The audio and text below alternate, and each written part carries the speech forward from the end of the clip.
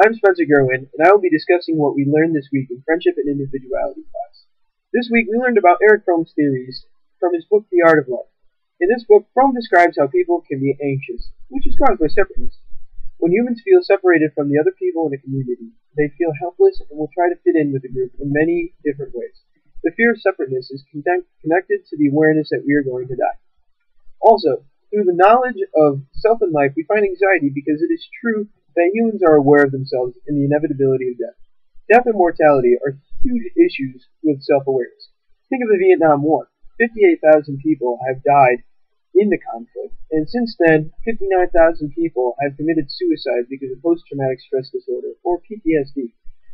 People need help in order to reintegrate into society, but what if they don't have anyone to help? The person may find themselves imagining their life being completely fine, but at the same time, their life is actually pretty broken. Imagination does not work all the time, however, because the person has the ability to imagine death. At this point, a person is very vulnerable to whatever society tells them to do in order to be loved. This is a problem because it leads to conformity, which makes a person feel less ashamed and embarrassed, but at the same time, the person feels dead and alone. Another topic we covered in class is the idea that humans gain self-esteem through being told they're wrong. A very big subject that contains this type of indirect self-esteem feeling is the team connection. Actual teams need unity and concord in order to work well, so the fanatic does, well, he wants to feel the same way. Thus, he or she connects himself to the team. Depth does not fully break down the community of fanatics because they have a special connection to something that will outlive them. They feel their role in society is to be a fan. After the self-esteem discussion, we talked about the methods by which a person does not feel anxiety or separateness, or at least they do not show it. One such example is insanity, which is absolute isolation. To the insane person, the outside world does not matter any longer because they live in a made-up world of their own. Another example is narcissism, which is a desperate attempt to mask a person's sense of loneliness. An example of this would be in the case of Donald Trump. The Donald puts his name on every one of his buildings. This creates, in him at least, the identity of a person of wealth and power, but he is probably the loneliest sap in the world. Fromm says the solution to fulfilling shame and loneliness is love, which is difficult for people to grasp. They may see the club scene or raves as a place where people love each other, but rather, it is a place where people are connected only through a drug or audio-induced trance. It is an orgiastic state where people become the community and lose their individuality. Another love mistake is a codependent relationship. This type of relationship is a symbiotic union where the two individuals are absorbed into one thing. For example, a woman raises her younger sibling her entire life, so she has a very motherly attitude and searches for a man who needs a woman to take care of. The feeling of being needed and of giving solely for the sake of a relationship interferes and warps a couple's sense of love. Another lifestyle people have is one of routine. In a routine lifestyle, a person lives off a schedule and identifies themselves by their job. The idea of attaching both self and identity to a job or the type of job will not allow a person to be truly happy because they lose their individual identity. The answer to this routine lifestyle is creativity.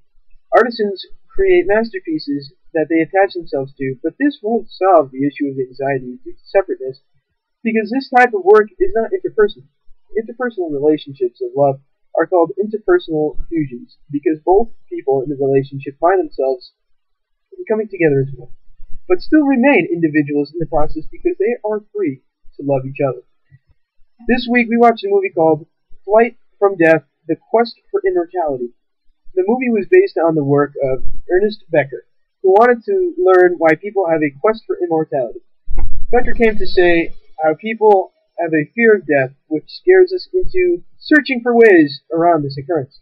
The fear of death is not only the unknown after death, but also what humans leave behind.